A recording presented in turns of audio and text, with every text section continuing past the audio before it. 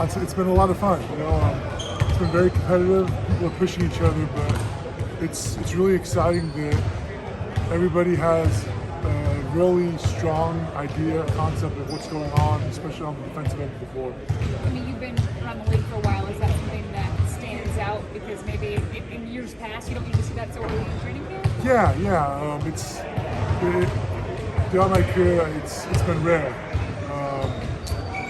Maybe like in Milwaukee, but otherwise, it's rare to have such a strong concept of what they're going to do on that court. Robin, obviously this is the time of year where everybody's happy, excited, but are the vibes, do they feel different here than some of the other places that you've been at, and if so, why? I've mentioned it before. I think Cleveland, the Cavs' reputation from last season, it speaks volumes. Even from the opposing bench on the other side of the floor, you can really feel the aura of that locker room. So to be here and to witness it in training camp, it seems legitimate. What kind of role do you expect to have? Whatever I can do to help. Anytime I go to a team, I'm just trying to do whatever I can to help my teammates, and especially a squad like this, who they were relatively successful last year. They were a good team last year until injuries came along. I don't want to rock the boat or anything. I just want to do whatever I can to help everybody.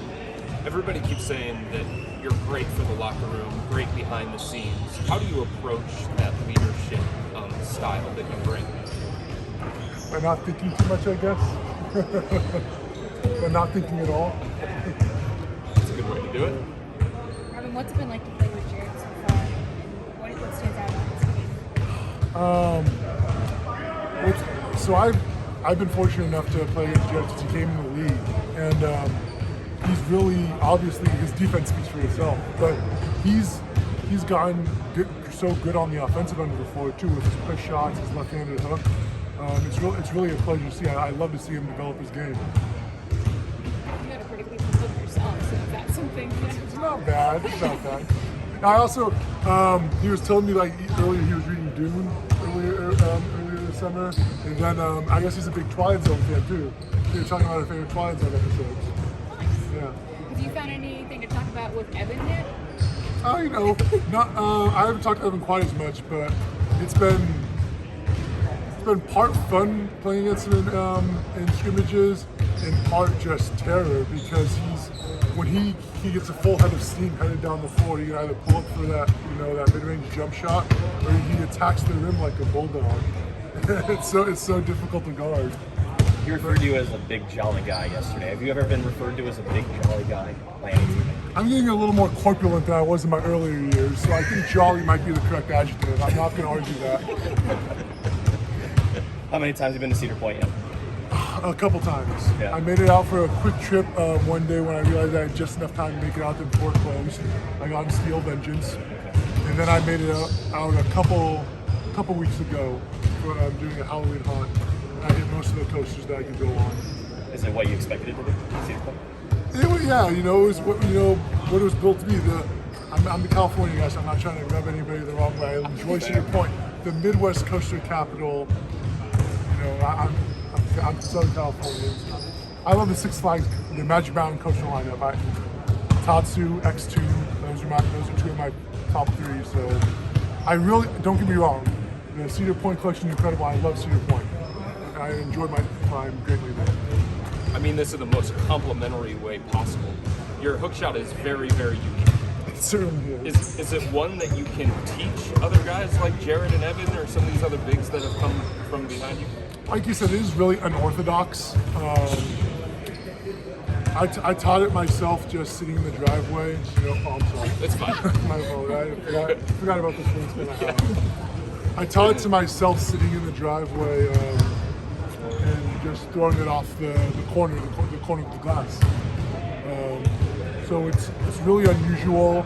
My brother and I went to a workout with Hakeem Olajuwon a few years back, and he was trying to get me to, obviously I know he's one of the greatest centers of all time. He was trying to get me to, throw it. So I don't know if it'd be the preferred way for everybody. It works for me. I'm a weird guy. It's a weird shot. So So Rolo is what everybody's calling you, but Jarvis is just the Captain Hook. Are you okay with that one? Or? I'm okay with that moniker. I've had a few different nicknames throughout my career. I think my favorite, Goran Dragic called me Sponge Rob. Yeah. I hadn't heard that before. Any more questions? Got to ask you the over/under on the amount of fights with Moondog and Sir CC this year. That's an excellent question. I've never feuded publicly with the mascot of a team that I've currently been on. Really? So I don't know what the situation is right now. I haven't reached out to Moondog. I'm gonna let him. I feel like this is his home. He should be welcoming me in his home. He should be rather hospitable. If that doesn't happen, it doesn't happen. You know, I'm not gonna make Cersei see the exception? I thought you were telling me to go against Cersei. Yeah, that's what I mean. So sure, make it sure. the exception there. You know, first time for the home team mascot.